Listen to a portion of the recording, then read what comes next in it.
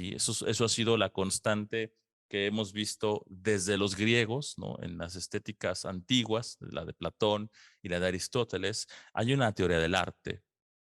Tienen una teoría del arte porque hablan de hablan de la técnica y también tienen una teoría de lo bello o de lo estético, ¿no? Pero no es lo estético en sentido moderno, ¿no? Lo estético en sentido moderno tiene que ver con la teoría de las artes y también con una concepción de lo bello o una teoría de lo bello, ¿no? Entonces la estética y la filosofía del arte tratan sobre lo bello, ¿no? Y también sobre lo que es el arte, pero una concepción de arte distinta de la tradicional, ¿sí? Lo que tenemos en la historia de la estética hasta, digamos, la Edad Media y un poco la Edad Moderna es una teoría del arte que involucra más que nada reflexiones sobre ciertos oficios, aplicaciones prácticas, y eso es el arte, ¿no? Es hasta el siglo XVIII con Charles Watteau, como hemos visto, que aparece una nueva concepción del arte que la asocia con el concepto o con el objetivo de producir la experiencia de lo bello, ¿no? Esa es, digamos, el tránsito que hemos hecho desde la antigüedad un poco hasta ahora este salto a la modernidad. Y creo que es más importante centrarnos en estas reflexiones porque forman el núcleo de lo que se puede llamar estética o filosofía del arte, ¿sí? Lo demás es un poco una mezcla entre historia del arte, de las reflexiones sobre el arte y sobre lo bello, pero no involucran una concepción definida o delimitada de lo que es el arte. Y esa la tenemos en la modernidad, ¿sí? Digamos, otra cosa que podemos tomar en cuenta respecto a estas reflexiones de la modernidad es que la estética se va a volver una disciplina fundamental, ¿sí? Dentro de las áreas de la modernidad, de la filosofía moderna, la estética va a tener un valor mucho mayor, quizás, y que la filosofía misma, y para algunos filósofos va a ser, digamos, el órgano de la filosofía, o sea, la parte fundamental va a ser la estética, ¿sí? Tenemos también que corrientes, por ejemplo, en la modernidad, que aparecen como el romanticismo, el llamado Sturm und Drang, ¿no? El Frühromantik, el romanticismo, digamos, temprano, Frühromantik, y luego el romanticismo, digamos, ya propiamente como una propuesta, es una propuesta estética, es una filosofía del arte. Entonces, es una filosofía y una concepción de la vida, de la política, del ser humano, que se centra en el hombre y en todo como si fuese un producto artístico, ¿no?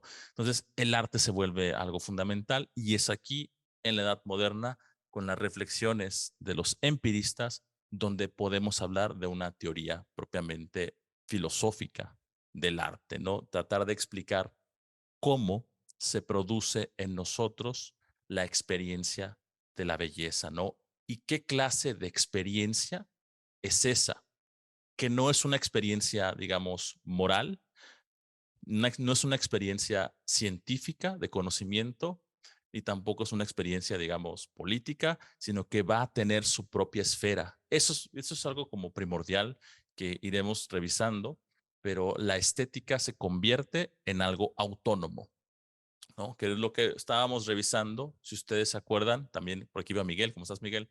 Saludos. Si ustedes recuerdan, todas las reflexiones estéticas de la antigüedad tenían que ver con un concepto metafísico de la belleza, ¿sí? Ponían la metafísica, digo, la belleza como si fuese un objeto y además un objeto de conocimiento, ¿no? ¿Cómo se puede tener un cierto contacto, un conocimiento con la belleza, ¿no? Y en algunas corrientes, por ejemplo, las plotinianas o los místicos de la Edad Media, la belleza va a ser un atributo de Dios. La belleza metafísica, la belleza, digamos, trascendental, es la belleza de Dios. De tal manera que la belleza sensible, la belleza particular, es solamente un reflejo de esa belleza que posee Dios, ¿no? Como un ser divino, creador, etcétera. Entonces hay un cierto rechazo en la Edad Media del placer sensible, Todo esto tiene, digamos, orígenes platónicos, como hemos visto en esta dialéctica de Platón, hacia de la belleza particular a la belleza inteligible, que es como una suerte de dialéctica, a la idea de la belleza en sí misma, una suerte de fusión, que es la que aspiraba Plotino, ¿no? De regresar al uno, regresar a esa unidad, y es una experiencia que termina siendo un tanto mística. Eso no sucede acá, ¿no? De entrada, en la modernidad tendremos una teoría filosófica del arte, lo cual es querer dar razón. Todo aquello que es filosofía del arte, filosofía de la ciencia, filosofía del lenguaje, a lo que aspira es a una comprensión racional de algo, ¿sí? Eso es hacer filosofía de algo, ¿no? Comprender un fenómeno en sus distintas manifestaciones y cómo es que se dan esas manifestaciones, ¿no? Cuando hay filosofía del cine también, ¿no? Claramente, y es comprender el fenómeno del cine desde sus distintas perspectivas, ¿no? Como una obra de arte, como un espectáculo, como una experiencia estética. Entonces, filosofar sobre un objeto casi siempre es tratar de entender, racionalizar sus manifestaciones, ¿no? Y la manera en que se dan esas manifestaciones. Entonces, hacer filosofía del arte, hacer una estética, es comprender el fenómeno de la obra de arte, ¿no?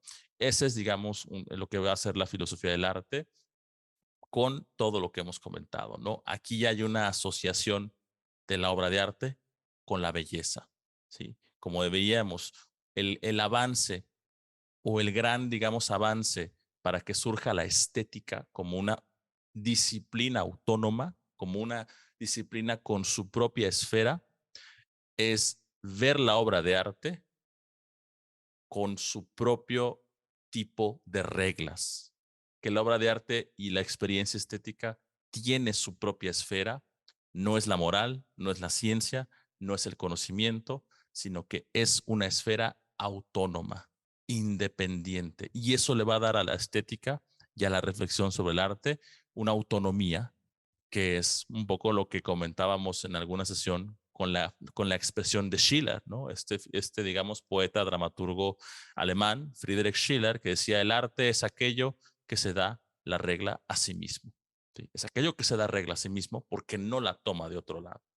Entonces, el fenómeno del arte, el fenómeno estético, se va a desconectar de todo tipo de compromisos que pudiese tener, ya sea con la política, porque incluso, o sea, yo pensaría que el arte, porque lo veremos, ¿no? Cuando hablamos del arte contemporáneo, hay un arte que está comprometido con ser una crítica, ¿no? A la política o al status quo, ¿no? Con un arte que busca hacer conciencia social, ¿no?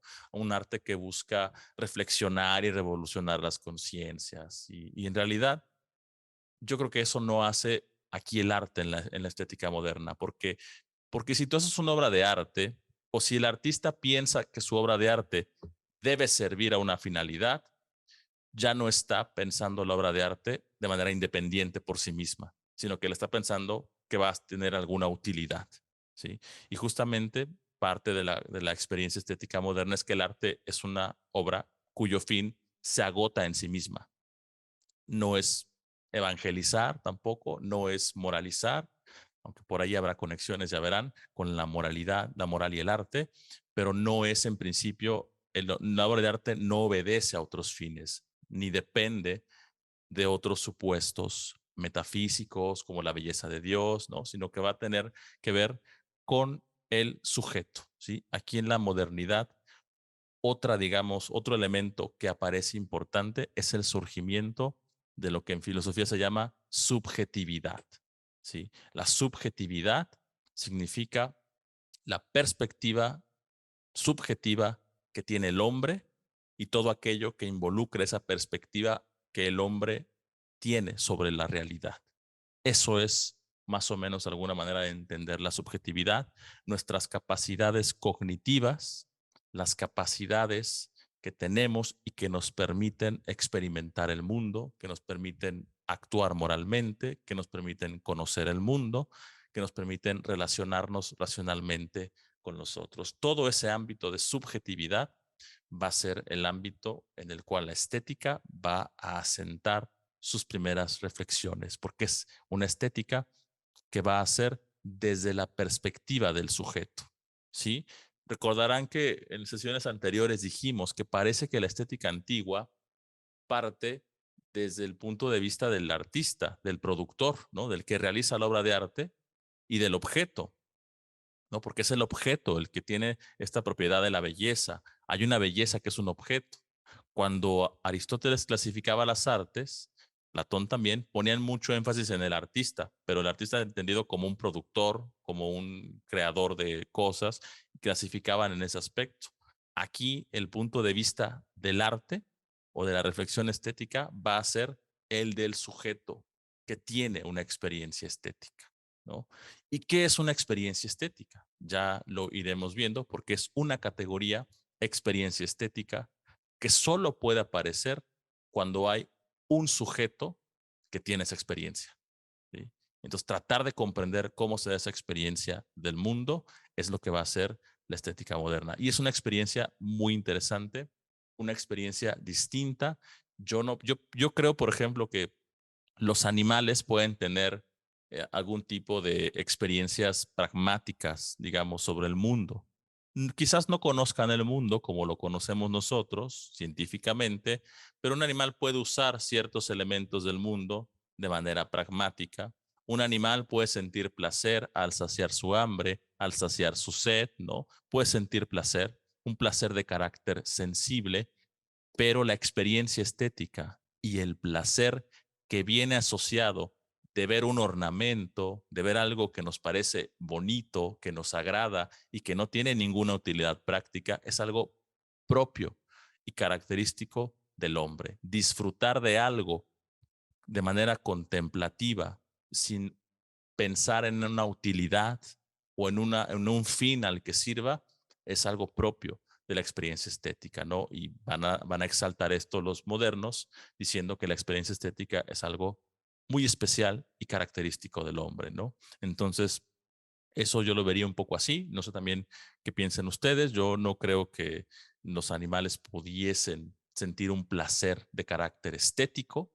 No lo sé. No sé. Quizás habrá quien piense que sí, ¿no? Que un animal puede sentir placer estético. Sería un poco extraño creo, pensarlo, pero yo creo que ahí la experiencia estética es tratar de ver qué involucra esa experiencia. Piénsenlo así, ¿no? O sea, el ver algo bonito, algo que nos agrada a los sentidos y que no tenga ninguna utilidad, que no vaya más allá de esa mera contemplación de verlo y simplemente sentir un agrado, ¿no? Que ni siquiera se puede como comprender al 100%, ¿no? Me gusta, me hace sentir, digamos, bien, algo agradable y entonces está bonito, decimos, o es bello, ¿no? Que es la categoría estética también central. Aquí es la belleza, ¿sí? Propiamente la belleza y también va a ser lo sublime. Lo bello y lo sublime son las dos categorías estéticas. Lo bello, lo sublime y la experiencia estética son tres categorías fundamentales que iremos revisando. Aquí no cuenta, digamos, todavía los modernos no asimilan las experiencias, por ejemplo, de la fealdad o lo grotesco que podríamos ver en algunos, digamos, obras de arte más contemporáneas, más para acá, no las asimilan como si fuesen obras de arte. Para ellos están mucho más enfocados en lo bello, lo sublime, la experiencia estética, el sujeto y lo que eso puede generar. Eso que llaman los salones, que van a ser los museos de la modernidad, de la contemporaneidad, ¿no? Aquí empieza a ver ese tipo de juzgar las obras de arte por sí mismas, ¿sí? Eso que estás diciendo de, bueno, cuáles obras son arte, qué cosa es arte y qué no es arte, solo aparece cuando surge una cosa que se llama la crítica del arte, ¿no? Pero esa crítica del arte no puede surgir si la obra de arte no ha adquirido su autonomía, o sea, su independencia con respecto a otro tipo de funciones religiosas, políticas, piadosas, morales, ¿no? Ya se ha independizado de eso. Entonces se empieza a juzgar el arte por el arte mismo. Y surge entonces la pregunta de, bueno, ¿quiénes son, como dices, quiénes son los que están capacitados, bajo qué criterios, bajo qué educación ¿quién está capacitado para juzgar que una obra de arte es bella y otra no es bella, ¿no? Obviamente, eso habla del problema del gusto que tiene que ver con el problema de la sensibilidad y del refinamiento del gusto, ¿no? El gusto, como bien lo estás diciendo, y probablemente vamos a estar iniciando ya, el gusto es una facultad, ¿sí? Distinta. Y aquí entraremos en esta cuestión, ¿no? El gusto es una facultad distinta del intelecto y de la sensibilidad, ¿sí? O sea, el gusto es una facultad como intermedia, y de hecho, para Kant así la ve, como la facultad artística es una facultad intermedia, ¿no? El intelecto es una facultad racional, de conocimiento, ¿no? Eh, si conocer, si el conocimiento conlleva algún placer, es otro tema, ¿no? Pero la sensibilidad es otra capacidad que tenemos los seres humanos, que está muy conectada con la estética. Aesthesis significa sensibilidad, ¿no? Y Baumgarten publica este libro en 1750, que es la Aestética, en 2 volúmenes, y en ella lo que quiere es regresarle y darle una dignidad a la estética, a la facultad sensible, ¿sí? O sea, está buscando las reglas de la sensibilidad, Baumgarten, que es un pensador racionalista. Es racionalista y es novedoso esto porque el racionalismo moderno tiende siempre a demeritar la sensibilidad, ¿sí? Para el racionalismo, la sensibilidad humana es una confusión de sensaciones, no hay orden, solamente comprendemos el mundo una vez que organizamos ese caos de sensaciones, lo llevamos a la claridad del intelecto, ¿no? Entonces, la estética es, de alguna manera, el revalorizar la facultad sensible humana, la capacidad de sentir y pensar que lo que se da en la sensibilidad tiene una cierta lógica. Eso hace Baumgarten, poner un énfasis en la facultad sensible, sensibilidad o Sinnlichkeit en alemán, pues es un término que utiliza Kant, por ejemplo, Sinnlichkeit, y esa facultad va a ser importante. Pero ojo, tú dijiste el gusto, taste, ¿no? El texto de Hume se llama The Standard of Taste, ¿no? La norma o la regla del gusto, ¿no? Eh, Ahí digamos que en los empiristas va a aparecer esta gran pregunta. ¿Hay una norma universal, como bien decías? Justamente una gran pregunta es si puede haber una regla universal en la que podíamos armonizar todos los gustos o a la que todos los gustos deberían, en cierta medida, si se refinan, si practican la sensibilidad y refinan su gusto, si pudiesen llegar a esa norma, ¿no? Ese es el gran problema de la norma del gusto y de la estética también, que es como te decía, cómo juzgamos qué es bello y qué no es bello y quién está capacitado realmente para hacerlo, ¿no? Entonces es un gran tema que iremos revisando, ¿no? Pero también conecta esta idea con eso que estábamos diciendo. El gusto es una facultad, digamos, no de conocimiento, tampoco es plenamente sensible, sino que el gusto es una facultad que está muy conectada con la imaginación, ¿sí? Ya lo iremos viendo, pero hay un autor inglés que se llama Joseph Addison, que publica ya lo leíste seguramente, unos artículos de periódico en 2 libros, uno que es The Spectator, se llamaba El Espectador, y estos artículos analizan el papel que tiene la imaginación y en la estética, la imaginación en la creación artística y en la percepción de la sensibilidad. La facultad del arte, digamos que si la facultad del conocimiento es el intelecto, que si la facultad para percibir el mundo con los sentidos es la sensibilidad, la facultad propia del artista y la facultad que nos permite tener experiencia estética es la imaginación. La imaginación en conexión con la sensibilidad, ¿sí? Porque no podríamos tener experiencia estética si no percibiéramos sensiblemente el mundo de alguna manera, ¿no? Otra cosa que empieza a aparecer en la modernidad y que es parte de estas, digamos, 3 fuentes o 3 publicaciones decisivas es los salones de Diderot, ¿sí? claramente empiezan a juntarse estos aristócratas, digamos, en Francia, empiezan a abrir muchos salones donde claramente no podría ir cualquiera, ¿no? Es un poco elitista también este asunto, ¿no? Pero empiezan a albergar muchas obras, empieza a haber artistas que llevan sus obras para que se expongan y Diderot empieza a hacer cuadernitos que explican y que critican o dan cuenta de las obras de artes que están ahí y eso es un antecedente o es el surgimiento, como bien decías, de la crítica del arte, ¿sí?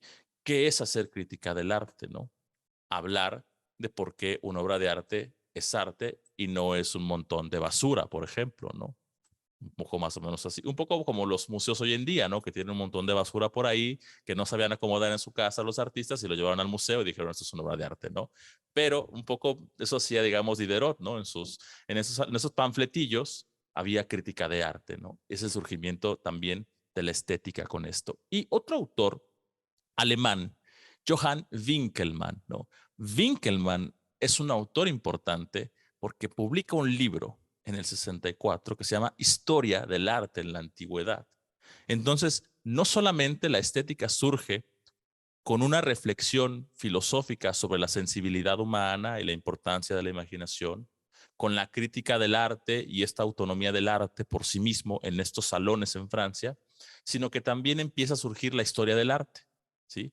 Y Winkelmann es quizás un revolucionario porque nos enseña a hacer historia del arte en un esquema que veremos un poquito más al ratito, ¿no? Entonces, esos son los tres, digamos, tres fuentes, digamos, literarias, tres elementos que nos ayudan a explicar el surgimiento de la estética, ¿sí? Entonces, estos elementos confluyen y apoyan la reflexión filosófica sobre el arte, ¿no? Hasta aquí todo bien, Alan, todo correcto, algo que quisieras comentar, todo correcto. Te escucho, ¿eh? Adelante.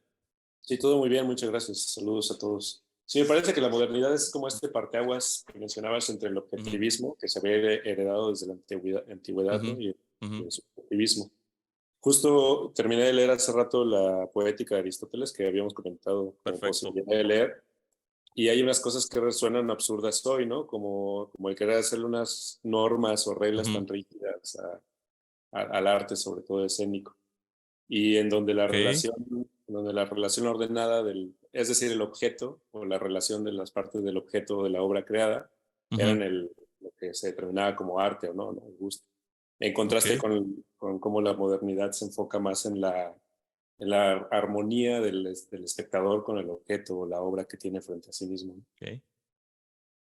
Ok, creo que, por ejemplo, particularmente la poética de Aristóteles tiene algunas reflexiones sobre la belleza, quizás muy pocas. O sea, realmente no toca el aspecto de lo bello.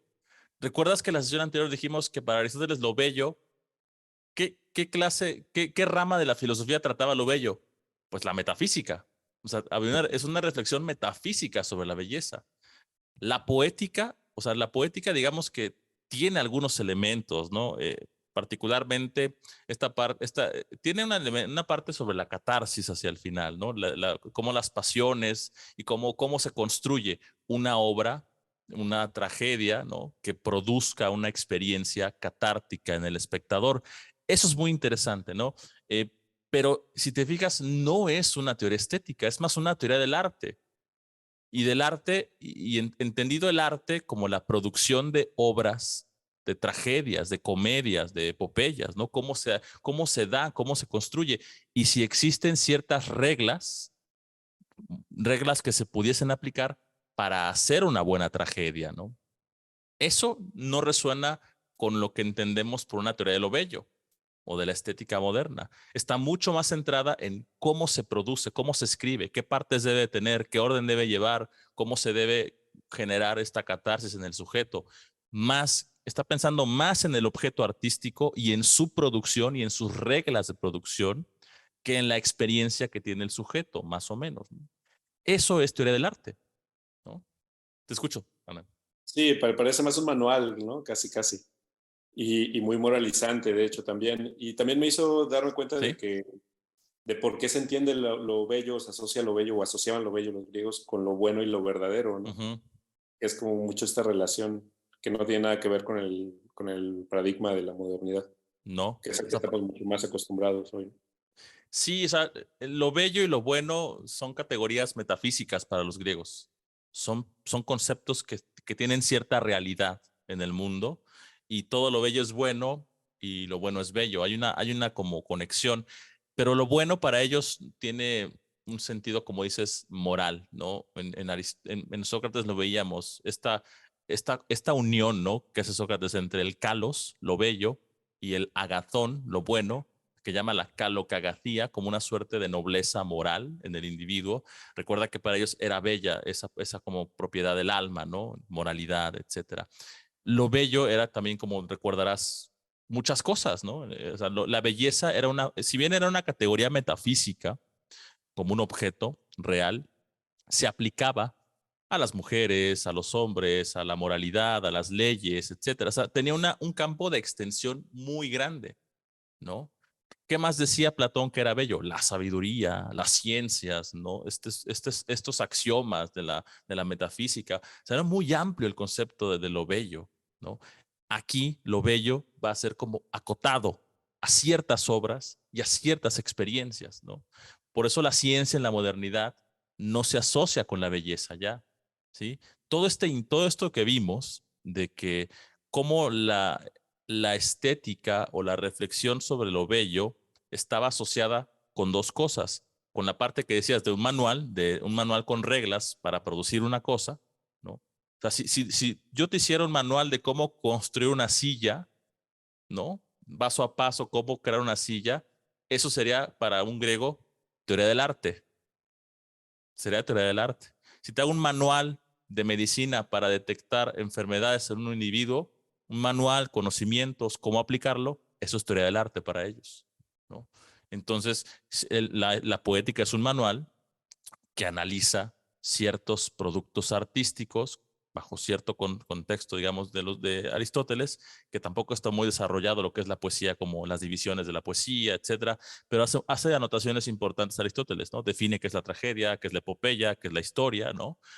Pero no hay una reflexión como sobre lo bello ahí. Si te fijas, nunca toca Aristóteles en sentido estricto que esto produzca belleza, que esto produzca la experiencia de lo bello. Es un manual de teoría del arte, la poética. Es teoría del arte. Cómo escribo, que particularmente también te lo deberías chutar para ti, para tu, digamos, trabajo como cineasta, porque Aristóteles tiene buenos tips para hacer como, o sea, si la experiencia del cine es una experiencia de producir emociones, de producir, digamos, experiencias en los sentimientos humanos, la poética te puede decir cómo construir eso, cómo transmitir eso al sujeto, ¿no? Cómo crear una catarsis, cómo producir un miedo, qué significan estas pasiones, etcétera. Yo creo que ahí la complementación es la poética y la retórica. O sea, la poética y la retórica serían manuales, como vimos, de teoría del arte, ¿sí? Mientras que lo bello estaba en la metafísica, ¿no? Entonces, la historia de la estética y de lo bello y del arte se tuvo que desconectar de esto, como que es un oficio, que dices que es un manual práctico, manual de cómo se hace algo, y se tuvo que desconectar también de las ciencias, ¿sí? Lo científico, lo conocimiento, no tiene que ver con lo estético. Y por eso, esta gran categoría del arte, esta influencia que tiene el arte en la modernidad, se conoce, o esta categoría, como la autonomía del arte. ¿Sí? Aquí el arte ya no depende ni de la ciencia, no hay conocimiento de lo bello, no es una experiencia de conocimiento, ni tampoco depende de lo que llamamos o está conectado con las artesanías. No es un manual para hacer cosas, como sí lo era en la poética de Aristóteles, ¿no? Y Lessing, que tiene un texto muy interesante que es importante en la modernidad, que se llama el Laocoonte, ¿no? Laocoonte es una escultura, ¿no? Por cierto, y dice sobre los límites de la pintura y la poesía, ¿no? Empiezan los modernos con sus reflexiones ya a dar y partir de esta autonomía de la obra de arte, ¿no? Y dice lo siguiente Lessing, ¿no? Solo quisiera dar el nombre de obras de arte a aquellas en las que el artista se ha podido manifestar como tal, es decir, aquellas en las que la belleza, o sea, la belleza ha sido para él su primera y su última intención, ¿no? Todas las demás obras en las que se echan de ver huellas demasiado claras de convenciones religiosas no merecen este nombre porque en ellas el arte no ha trabajado por mor de sí mismo, sino como mero auxiliar de la religión, la cual, en las representaciones plásticas que le pedía el arte, atendía más a lo simbólico que a lo bello, ¿no? Lo simbólico como una representación de algo litúrgico, de la divinidad, de Dios, ¿no? Más a lo simbólico, el arte como simbolización, como analogía de lo divino, que a lo bello mismo, ¿no? Entonces, esto, digamos, es una característica central del arte moderno, su autonomía respecto a todo otro tipo de finalidad, ¿sí? No es moralizar, no es divinizar, no es la piedad, etcétera, sino cuando el artista pone en su obra de arte la belleza como su primera y última intención, eso es una obra de arte, ¿no? Y entonces aquí está ya conectando también la teoría del arte con lo bello, ¿no? Obras de arte son obras que producen la experiencia de la belleza. Si no, si su interés es producir otra cosa, moralizar, divinizar, convertir a una religión, no son obras de arte, son otra cosa, porque ahí no está siendo autónomo.